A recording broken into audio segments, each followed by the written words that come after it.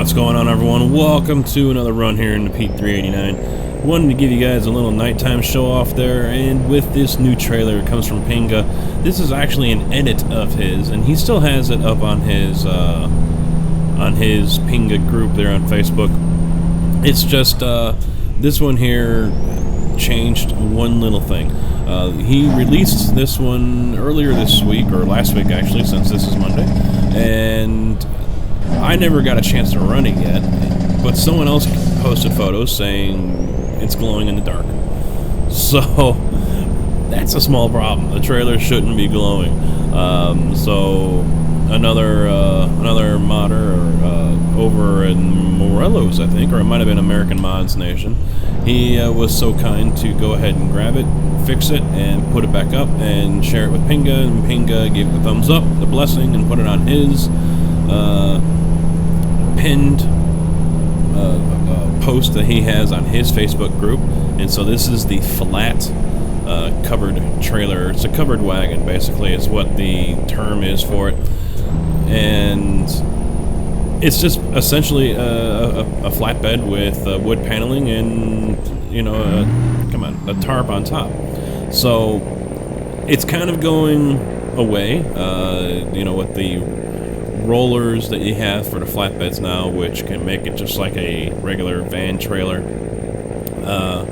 You don't see too many of these anymore. I used to see them all the time coming out of Northwest Indiana for hauling steel, whether it was rolls of steel or, you know, steel plates, steel pipes, whatever. But now I see a lot more of the van style rolling tarps. Just a sign of the times, really, and they're easier to work with than these. You know, you have to pull out the poles, and you gotta pull off the boards and store everything down below. Where the other versions, the rolling tarps, you know, they're not the, well, I guess you call them rolling tarps, but you know, they just you just roll them forward or backward, and that's it. And a lot of times it's automated. I've seen both manual as well as automated.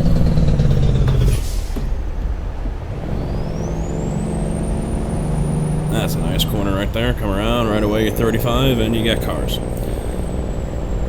But nice looking trailer here, and you know, I was just asking about these a few weeks ago, and it's like a matter of a couple of weeks, Pinga comes out with this one. So you know, it's either something he had been working on, already had, or said, hey, that's a good idea. I don't know. I didn't ask him, and I'm probably not going to bother. I hear his English is not too good, so that is, the language barrier is an issue for many people here with this game, because it's a worldwide game, and ETS, and now everyone coming over from ETS to play this, and which is great. Don't get me wrong, it's great. Now, there's one little nitpick thing I'm going to have about this, and I had it about so many others. What's the load? I'm hauling a flat Pinga. So, every trailer is flat Pinga. So, you know, that's my only gripe. Hopefully someone takes the mod and offers their assistance to update the loads. You know, usually it's rolls of steel, and I was turning left when I was indicating I was turning right. Usually it's rolls of steel or sheets of steel, things like that, and that will go on these trucks. So hopefully someone is able to update that. I believe the weight was all the same too. So in time, that'll happen, hopefully. But still, we have it. Awesome. I'm very happy. And, you know, it's just another trailer that we have to continue the realism of what we'll see in the real world here with trucks and trailers and cargoes and you name it. Very cool. Very awesome. So, today, how's everyone's weekend? Was it good? Had a lot of freaking rain by me. Saturday morning, I remember waking up twice. I mean, I had some major freaking boomers come through, and I mean, I'm a dead sleeper. You could have a tornado go off over my head, and I won't wake up. And to be woken up by these, it had to be really loud. I mean, it even scared the crap out of my dog, and he came up, and he usually sleeps down by the foot of the bed between myself and my wife by her feet. And for these, he actually was like a little kid. He got up, slinked his way all the way up, and laid down by his shoulders. He was mortified. And there were a couple of really close ones. I mean, lightning wasn't even done. And, I mean, it was boom right there. So, I'm guessing some houses or some trees in our town here got hit. But, you know, oh, hit the brakes, hard on the brakes, hard on the brakes, hard on the brakes, hard on the brakes. Gotta turn, come on. There we go. A little bit of curbage, don't hurt no one. A little bit of curb. So, other than that, just hanging out. Me and the boy Saturday night went out to have dinner at this great place. It's called Burgers and Beer, and you guys should check them out. They're on Facebook. They have a couple of locations in the far southland of Chicago: Kankakee, Gibson City, South Wilmington. You know, well, Kankakee's not a small town or small area, but the place is pretty nice, and they specialize in, of course, burgers, and they have a huge variety of beer. And I'm not a big beer drinking guy anyway, but you know, some of the food that they got there, they have this pretzel rod, or no, it's not a rod. It's just a regular, you know, shaped pretzel. The damn thing's like 13 inches wide. I mean, it's massive. And, you know, it could be one of those things, if you guys remember, what was that John Candy movie where he had to eat the 96-ouncer or whatever? You know, you could do the same thing here with this damn pretzel. It was freaking massive. We didn't, I told my son, no, we're not getting that one. But the burgers, I mean, some of the stuff, there's no way anyone's mouth can fit a bite out of the burger. They've got grilled cheeseburger, where it's a grilled cheese for the bun, on top and bottom. You know, some of the stuff is just amazing what they have, and it's like, my God, who the hell is going to eat this stuff? But people do.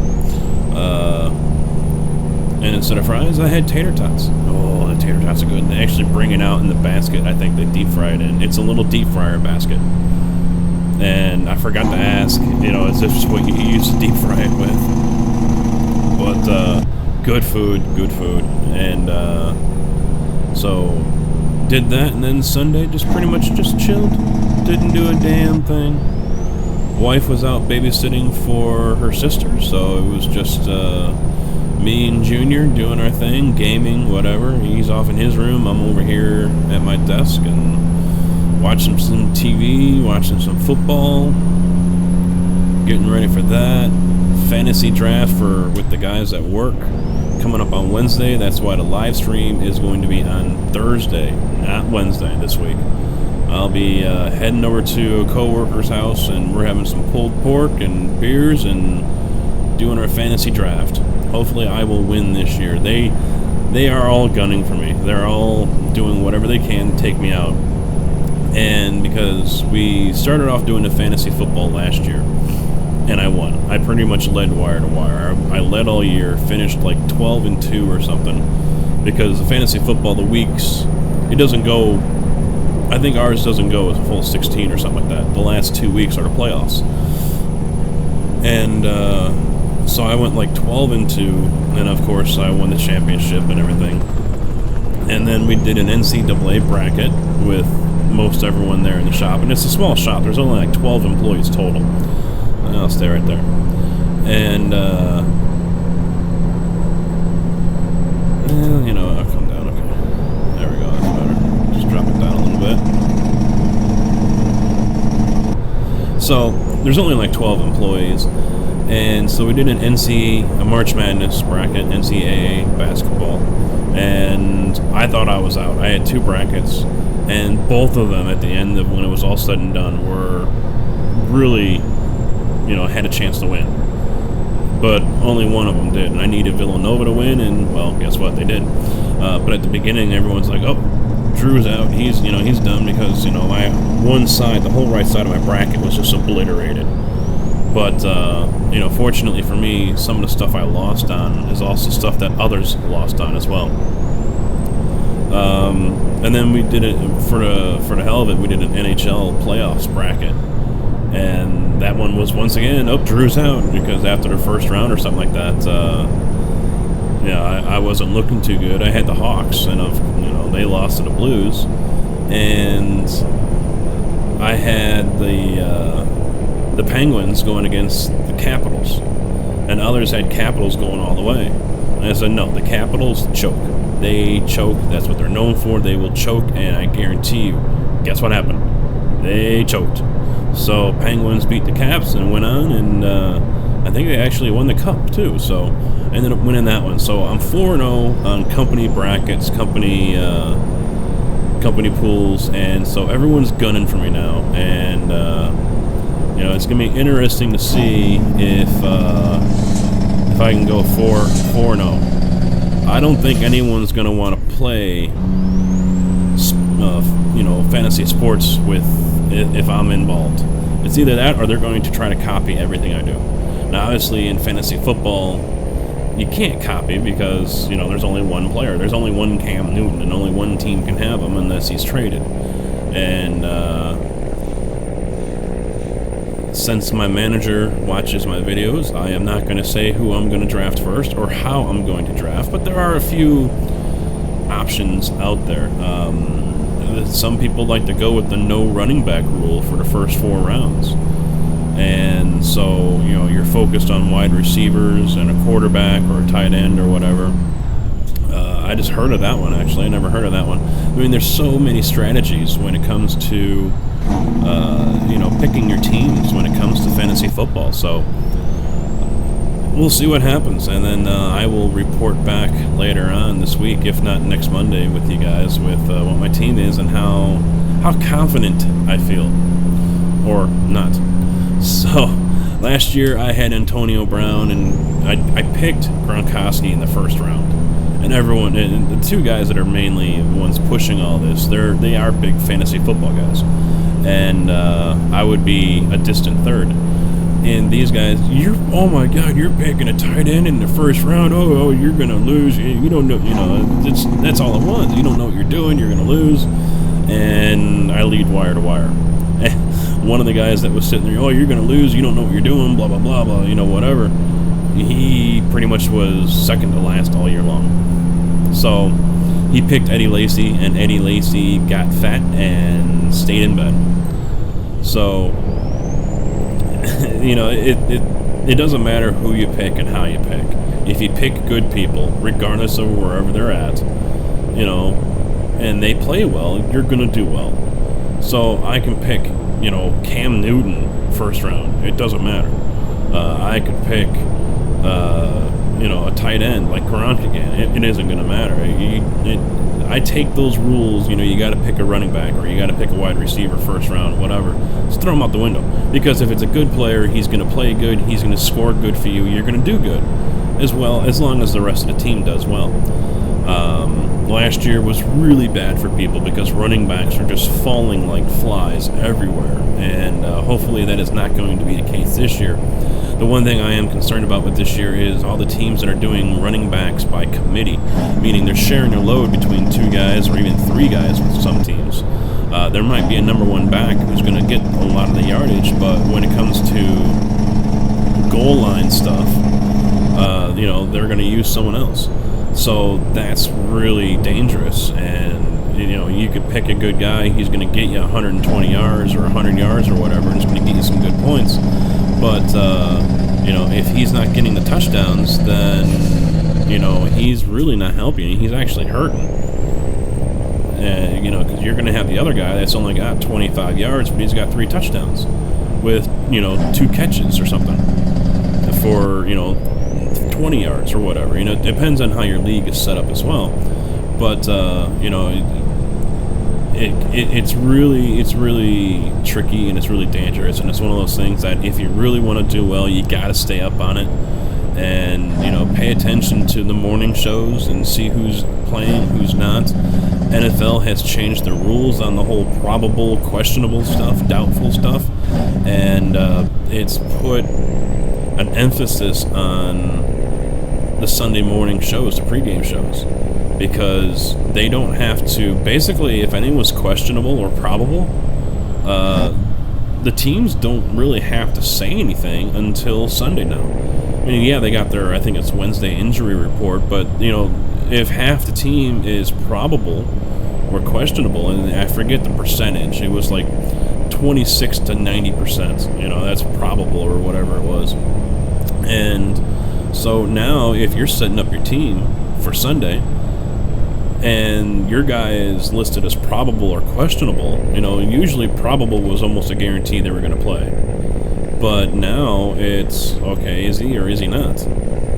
So you're going to see people really scrambling for TVs early on Sunday morning. You're going to be scrambling to their tablets and laptops to finalize their team, unless, you know, they're just people who don't care, you know, it's so-and-so, you know, it's Antonio Brown, and he's going to play through, you know, a dislocated finger. He is, you know, but, yeah, it's fun, and hopefully I can do well and earn myself some more cash.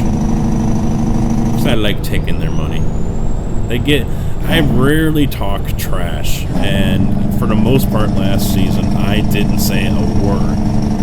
And I didn't, for any of the brackets or fantasy games, I really didn't say much of anything as far as trash talking. And, you know, the guys were like, you know, Drew's not having any fun or whatever, you know, that he's staying quiet, so on and so forth. And I was like, no, just wait and see what happens, you know, play it out. Parking on the side of the road, God, I hate that.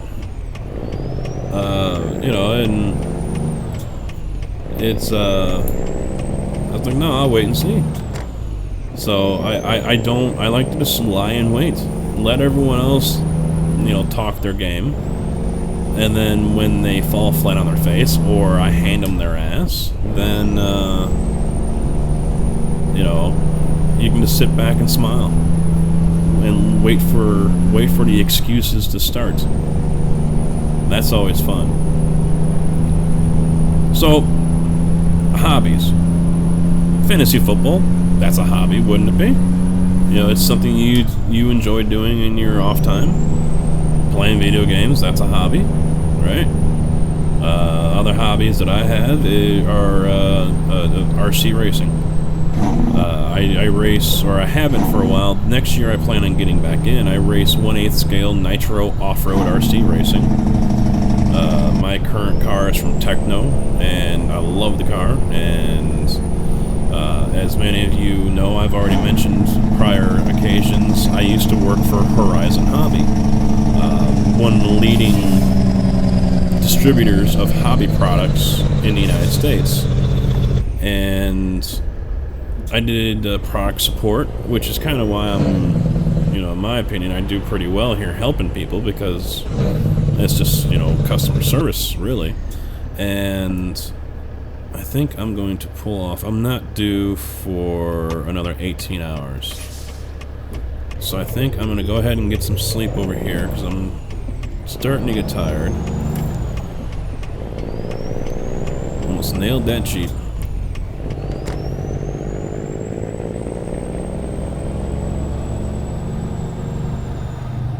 Well, this is going to be interesting.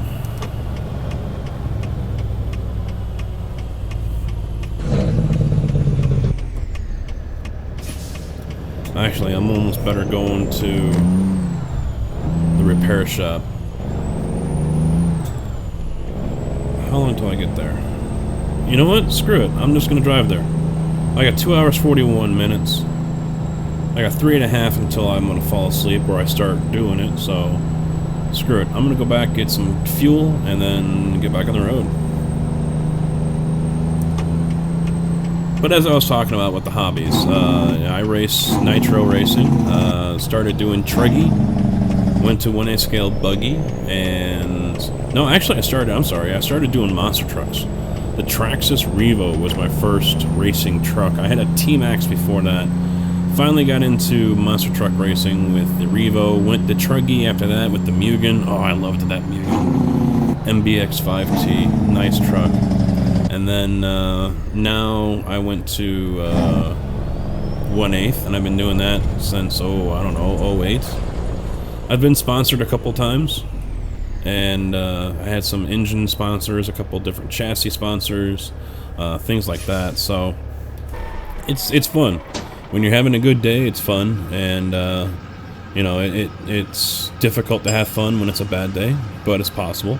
And it's nice to get out. You're out there. You got your Easy Up or your trailer, whichever one. You're enjoying the sun, the fresh air, the sights and sounds, cooking on the grill. You know, it's really a nice atmosphere. And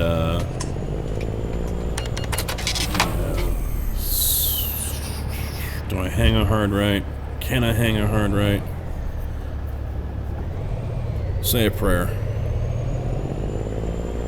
Oh, you better stop. You better stop. You better stop. Yeah. So I'm being that asshole. I'm being that asshole. Alright, alright, alright, alright. There we go.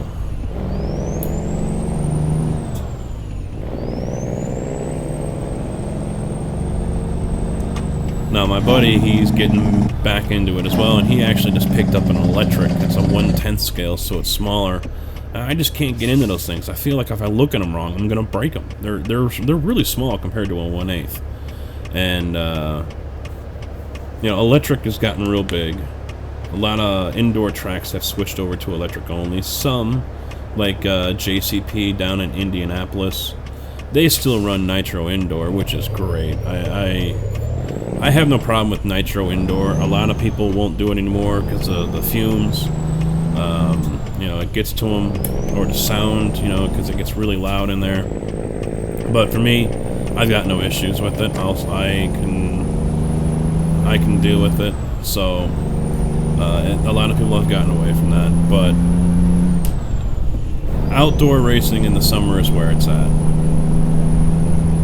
And I've got a couple tracks near me. I've got RJD Raceway in Lincoln, Illinois. I've got River City Raceway in Peoria, and then I've got Leisure Hours Raceway in Joliet. So I've got some tracks to choose. They're roughly an hour away from me, but good tracks, good people.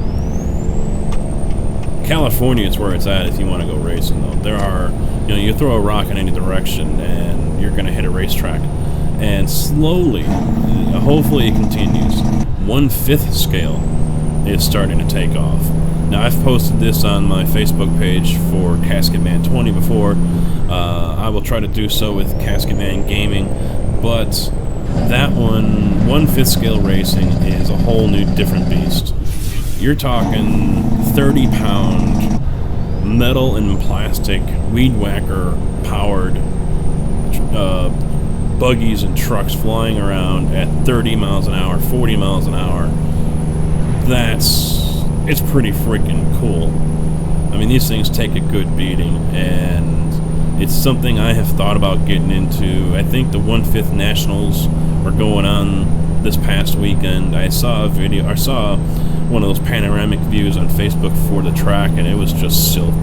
Beautiful, smooth silk, and you know, to me, that's where real racing is when it comes down to it, because the track is loose, it's kind of rutted up, it's broken up, and it's not manicured smooth like a road like this. The electrics like to put down sugar water, so and let it get into the track. It gets tacky, so their little 1/10s can get traction. No, that's not right. I mean, when you are taking knobby tires, brand new knobby tires that just cost you probably $40 for all four, maybe 50. You're gonna take that rubber and you're gonna grind down the knob so you have a slick. No. That's no. Stop. No. So, another class I haven't gotten into, but it looks pretty cool, is rock crawling. The crawlers are really popular. So, I mean, and I do believe I've got a couple fans that are into the crawlers. I know there's a couple that have posted saying they have a Trexus Slash. Great stadium truck class. That's gotten really popular in the last 5 or 6 years. So there's lots of different things to get into. Now the big thing is RC drone racing. And drones, they're not the same ones as you might be thinking, ones with the cameras. I mean, these do have cameras, but they're not the same as what you've seen on TV, where guys are buzzing airlines and everything. These are smaller. They're a little bigger than your hand, and you race around a designed course. And it's FPV, first-person view. And so what that means is there is a camera on the front of it, and what that camera sees gets beamed back to a set of goggles you wear on your head. And so, I mean, that gives you the whole feel of actually being there in the driver's seat. It's really trippy. I've used one before on a smaller one. It was called the Blade Nano. And that was really weird. I mean, you don't see what, you have no idea what's to your left, what's to your right, what's behind you. So that's what makes it even more difficult when you're flying around. But these things move really quick, and they're very acrobatic. It's really cool. Check it out on YouTube, guys. Drone racing, or FPV drone racing. Another one of the hobbies I have is RC planes. Working at Horizon, I got to play with some really cool stuff. I've got one plane right now that is a 56-inch wingspan. It's called the Apprentice. I've got a nice, expensive radio for that one, the DX9 from Spectrum. I've got a couple others that I don't really fly too often. I'm currently building a Corsair. I'm rebuilding it, actually. It's an older version Corsair, the World War II fighter, torpedo bomber, whatever. And I'm rebuilding that one because my buddy gave it to me. He's like, here, I can't do, I'm done with it, and you work at Horizon, so you can probably get the shit for cheap. And I got all the stuff. Alright, am I high-centered or am I stuck on the edge? Yep, I'm stuck. Okay, I started turning too soon.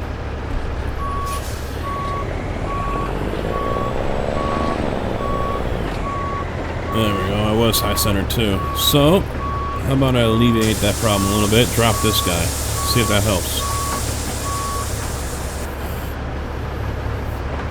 But, that...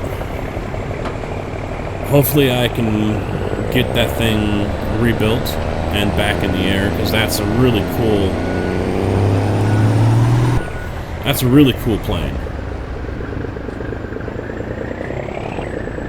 Come on, drive over it. You're a tire, you're not a block. You can drive over it. Alright.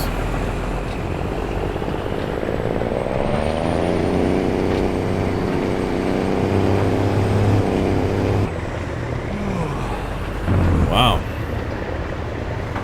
What the hell is all that? So where the hell am I going here? I knew I was going to have a problem. It's all the way up there. Are you bloody kidding me? Let's take a look here. Where are we at? There it is, all the way over there. Alright. Okay. I can do this. Place your bets. It doesn't help, I keep on losing traction.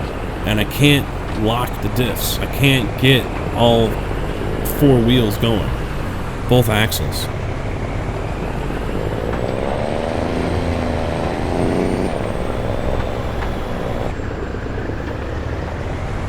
SCS, please. Let's lock these things.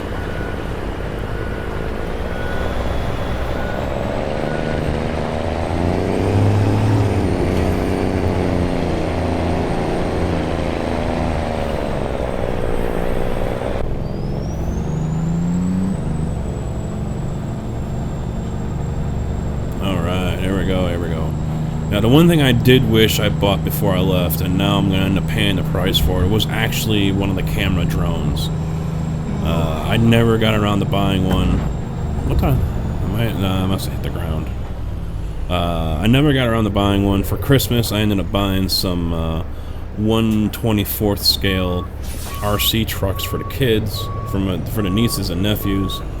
So my last check there is what I used that on.